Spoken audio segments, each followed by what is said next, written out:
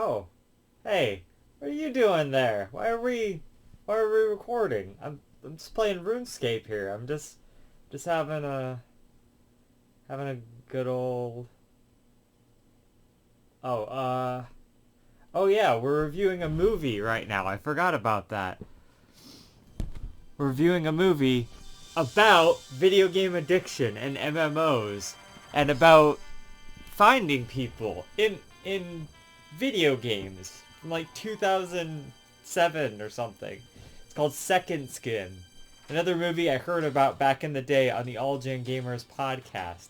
Um, a great video game documentary. Did they still make video game documentaries anymore? Or is it all just YouTube videos now about video games and that's our documentaries? Because I mean, I know it's a similar thing, but I kind of miss the old days of Chasing Ghosts and, King of Kong and Second Skin, the movie we're reviewing today. Um, Seriously, like a bunch of years ago, they just used to make these kind of movies and they would release on like DVDs. You remember those? Um, it's funny because this one is actually about World of Warcraft, Burning Crusade, which is the second, the first expansion to World of Warcraft. And I played World of Warcraft back in the day for about a year, I would say, or so. My friend Mayab played it with me, and my other friend at the time, Kudron, played it with me as well, I believe. Uh, so that was our addiction for a little bit there. Definitely played RuneScape back in the day, obviously. That's another one. I still play RuneScape now. I mean, I took a really long break, if you want to even consider it a break. I mean, I pretty much quit playing the game, and I don't even have the old character, so it's not really even similar at this point, so I mean, but I did relearn the game, and stuff. So I mean, there was a lot that they had added. But anyways, so the movie itself, like I said, is about video game addiction, about MMOs. Big about MMOs. It's not really about video games outside of MMOs. It's really about MMOs. World of Warcraft. EverQuest is a big one in there, which is like not really a thing anymore. But it was more popular. It was one of the earlier MMO kind of games. It kind of sucks that this wasn't just a little bit later, because then RuneScape definitely would have been on that list. Or, I don't know, maybe it was a little under, the other big players at the time. But like for me now, and I think for a lot of people now, it would be RuneScape would be the one that we're addicted to. Or I know Final Fantasy 14 is another one that everyone really enjoys or whatever. And they make a lot of good points in the movie, like why does it matter if I'm still being responsible and this is just kind of the thing I do in my off time, why does it matter? But a lot of the people in the movie are giving up, opportunities in the real world, getting rid of their jobs and, struggling at that, struggling to have a life outside of the game. And as my book will tell you when that comes out, sometime ever, I'm doing NaNoWriMo this month, which is November. So, yeah, so I'm working on it. But when that comes out, you will learn the importance of balance between between fantasy and reality. I think that's important. For me, I've loved to play RuneScape. Guess what? I've got a 9 to 5, let's call it. The hours aren't always 9 to 5, and they're rarely 9 to 5, really, but it's all over the place. But it's an 8-hour job. It's the thing that everyone has. Actually, it's like an 8.5-hour job to account for the lunch break there. But the point being that I've got a job like like a lot of other people, and I pay my bills and I do everything. And why does it matter that on my weekends, especially once I finished my videos and I finished, for this channel, for the other channel, you know, and I don't have any responsibilities like tomorrow. Well, tomorrow I'm going to work on Mega Man 2 a little bit, so that'll be the video for next week, so I'm not so behind, because I'm literally making this the day before this is supposed to go up. But I've been busy all week, and plus it was Black Friday today, so cut me some slack. But anyway, point being that, you know, like yesterday, I didn't skip out of my family to play RuneScape. I went to Thanksgiving and we had a great time, you know? I like doing stuff like that, you know? I mean, I like spending time with my family. Now, could I spend more time with my family? Absolutely. Could I spend more time probably writing or doing something productive in that regard? Absolutely. I could do all of that. Do I do some of that? Yeah, sometimes. And sometimes I play RuneScape when I have the time, you know? I mean, here's the thing about RuneScape that's great. I know, this is like an addict talking to you, trying to sell you RuneScape. But here's the thing about RuneScape that's great. In WoW and stuff, you're like so committed to doing all this stuff. RuneScape is a fucking... I know it's not technically a mobile MMO, but it is the most mobile MMO that you can do. There's so many things you can do on mobile, of like fishing or hell, I figured out how to do my tree runs on mobile, so that's easy, you know? You can just do these things anywhere. Combat, that's a super easy one to do anywhere, as long as you're fighting something that's like below your level or something. You could train so many skills on the go, anywhere, at any time. And I know this kind of the antithesis to my point of go and spend time with people out in the real world and don't get distracted by stuff. But my point is, when I come home from a long day after work and I have to shower, and then I have to eat food and make food and write on the NaNoWriMo stuff, and I know I have to get up and I have to go to sleep so I can get up at a reasonable time, so I have to go to sleep in a couple hours, and I'm just like, I don't feel like doing anything super hard or difficult. I'm just gonna turn on RuneScape and get some fishing levels, and, you know, maybe get something done there, you know, and it feels accomplishing instead of just sitting here and doing nothing with my time, you know? So, to me, that's why I like MMO games, like RuneScape. I don't really like other MMO games. I think this is the MMO game for me, and I don't even really play it like an MMO most of the time. The only, like, MMO parts of it I use is, like, the Grand Exchange and stuff. Pretty much every other aspect of it is not really, like, about the people for me. It's more so just about, I guess, like, the mini games sometimes, like the fishing trawler and stuff, like, that's always helpful to have people. But yeah, you know, like, so I get it. I've been there, you know, I've played the MMOs. I think those are the main two I've played. I played DC Universe back in the day, so that's like an MMO. But again, I just kind of played that like a single player game. I mean, my friends would get on sometimes and play with me and stuff, but like, you know, even WoW I played like a single player game, you know? They're cool, they're great, they're big open worlds, you can play with your friends. But, you know, MMOs are addicting, and any game can be addicting, right? But you're not gonna have to sink thousands of hours into it, because most games end, you know? MMOs don't end, you know? And that's the problem I have with, like, open world games, too, is that you just spend so much time doing this side content and stuff. And I can do one every now and again, like the Zeldas when those come out, you know, and mostly because it's part of an established franchise that I love, and, you know, but I think I value my time, you know, a lot, and I've learned my lesson about MMOs. I've learned my lesson about addiction, I feel like, in a lot of ways.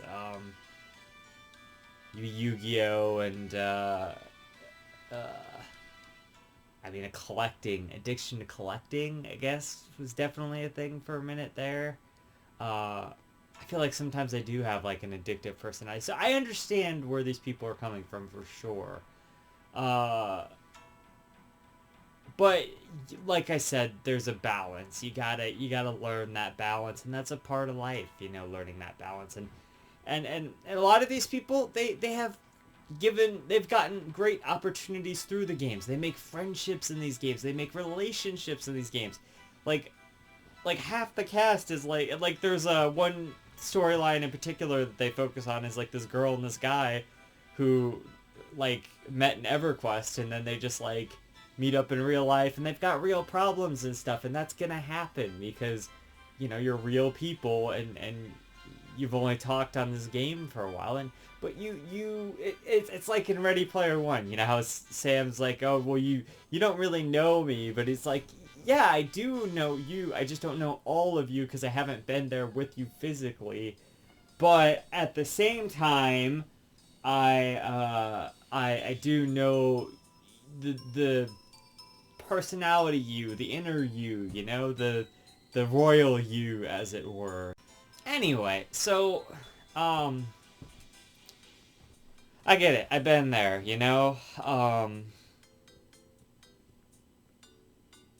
I've never had a relationship in a game like that. That's pretty cool. I mean, I think that's beautiful. I think that's special that you would meet somebody in a medium that you like that thing. And one of the people in there, one of the couples said like, hey, it's great we play the game together, but it's not about that. That's just like a thing we do together sometimes. We have other interests outside of this. And, maybe some couples just play together. That's cool too. But, it's variety. There's a variety of people out there. There's a lot of people in this world. And they make a great line at the end of the movie about, like, maybe you're wasting time watching this football game, or, doing this thing or doing that thing, working on your car. That's something that's valuable to you guys. What's valuable to us is gaming. That's what we love. That's what we've grown up on. And there's the ugly side to it, too. There's definitely the underbelly of, like, addiction and people who want to quit the game. There's a guy who resents playing video games. There's a mom who started a group that's like an Alcoholics Anonymous for video game stuff, and because her son, he what's the proper way to say it these days? Unalived himself, I guess, is how you say it. It's awful. It's a sad, tragic story, because of video games, is I guess what it was about, because of his addiction. And so you feel for that mom, because she's getting yelled at by this other guy who is an addict, but also she's coming from a place of love. She's trying to prevent that from happening, but she's like, if I could go back and I could try it again, I would go and smash his computer with a hammer. It's like, that's not gonna solve the problem, lady. He can get another computer. He can log on from somebody else's computer. You have to go to the core of it. I don't know if there was any helping that guy, but at the end of the day, that's what happened. That's life. I mean, stuff like that happens, and it's terrible, and it's tragic, and that set this lady on the path to wanting to get people unaddicted to video games, and that's cool. That's a noble cause. I feel like some people just need to learn a balance, and I know addiction is hard. Like I said, I've been there. But you just, everything in moderation, everything good in moderation, so as long as you're paying your bills, you got a good job or decent job. Yeah, as long as you have a job that can get you through your life, and you're okay with doing that, and you can support yourself, I feel like, if you want to just game on the side, if that's not affecting your life or ruining your life in any way, hey, go for it. You're having a good time? That's great. Life is about having fun, and taking responsibility at the same time, but if you can have any sort of fun along the way, you are doing better than a lot of people out there who are unhappy. If gaming brings you happiness, go and do it. Just do whatever the fuck makes you happy. Life's too short. Bill Murray said that, I think, right? Did he say that? Like, life is too fucking short. Just do what makes you happy. I think that's a Bill Murray quote, right? So, who you gonna believe? You gonna believe me? Maybe. You're gonna believe Bill Murray. You're gonna believe Bill Murray because he's the fucking man, you know. And that, I mean, that's what there is to it, you know, and that's what the movie is about. And I feel like this is a good watch of a movie. I know it's a little dated with its like, you know, like it's referencing to MMOs and stuff. Obviously, it doesn't have all the newest stuff going on there, but that doesn't matter. The story still remains. The addiction and the, you know, the just the general MMO scene, you know, kind of still play. And if anything, it's a history lesson in MMOs and kind of what they do to people and stuff. It's a really interesting movie, and you know, I know we've had stuff since like Ready Player One that kind of tackles some of those things, but we need more video game documentaries like this. So I mean, it's definitely a good one. I do recommend it. I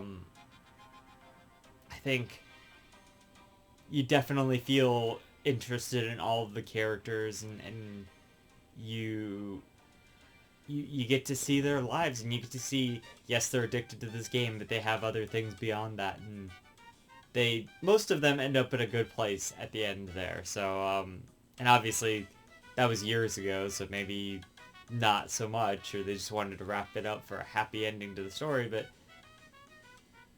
I like to feel like most of those people kind of got the idea that you need a balance. So, but yeah, Second Skin is a good movie. I do recommend, you know, even for non-gamers, like, they might get something out of it. So, yeah, until next time, keep it classic, stick around for more reviews, underrated games, and I'll see you guys in the next one. Subscribe to join the, I don't know, join us. I have a thing on the other channel where it's like, subscribe to join the Bad Girl Coven, but that's not what this is. So like, I don't know, subscribe to me, cause I need your support. I guess I don't fucking know. All right, bye. This is Emily saying, Emily out.